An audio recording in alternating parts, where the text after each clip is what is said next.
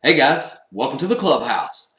I'm Billy Jackson, and today's review is going to be on Wonder Woman 1984. And welcome to my first episode of my half and half reviews, where the first half is non-spoilers and the second half is full of spoilers. So here we go. Non-spoilers. I didn't like this movie, guys. I'm sorry. I just got to be honest with you. I'm a true fan of, comic book lore and of Wonder Woman. And I really have my high expectations for this movie because the first Wonder Woman I think is incredible. There are elements of this movie that I did like. I loved Kristen Wiig's character and her transformation into Cheetah. I thought was done really well. I just wish the story was about that. Her and Cheetah, instead of this whole Dreamstone thing and Max Lord being the villain.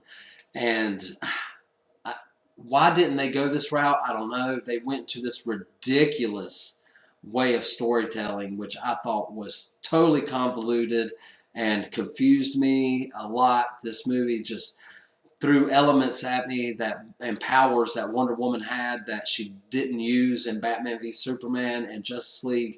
And that's 40 years later. So how she had these powers and didn't use them later, I don't understand. And it really got to me. But other than that, I liked Steve Trevor. I thought, Chris Pine as the actor did a wonderful job at playing him as the character. But I definitely didn't like how they brought that character in, and we'll get into that in the second half of the review. But anyway, my initial thoughts, guys, I didn't like it. I wish they could have done better, and I think it would have been a better movie if they actually would have made Cheetah the main villain in the story, being about them and their conflict. But anyway, we got what we got, and, that's my thoughts on it. So anyway, what did you think about it? Let me know in the comments below, guys.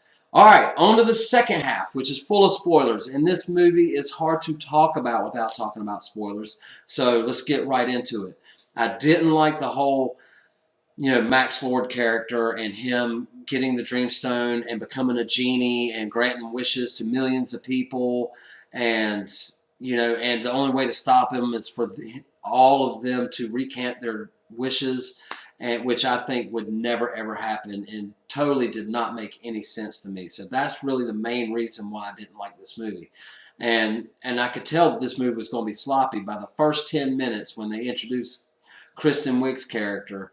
And every time they cut to her and Diana conversating and they cut back to Kristen Wiig, watch the briefcase and how the papers are out in different shots. Like they reshot the scenes like 50 times and they picked these certain ones, but they didn't pay attention to the papers coming out. I know it's a nitpick, but it drives me crazy when movies do stuff like that. They don't pay attention to detail, and it's right there in your face. It's not like they didn't see it. They just chose to put it in there, and that's sloppy writing, sloppy directing, and that's just my opinion.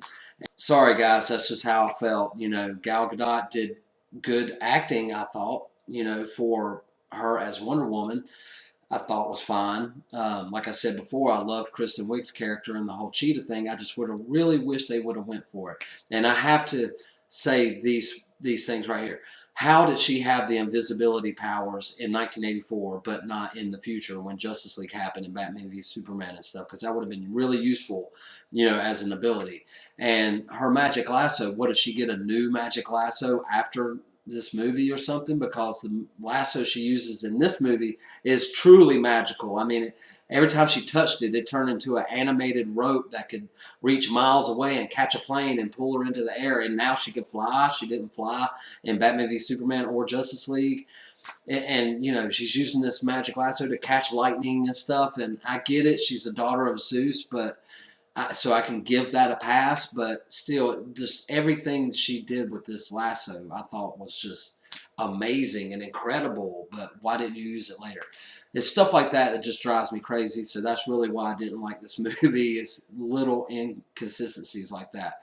But anyway, guys, it's not all about what I think. It's about what you think. What did you think of Wonder Woman 1984? Let me know in the comments below. Remember to like my videos and subscribe to my channel. And as always, make yourself happy every day. And the only way to do that is to remember the only thing stopping you is you stopping.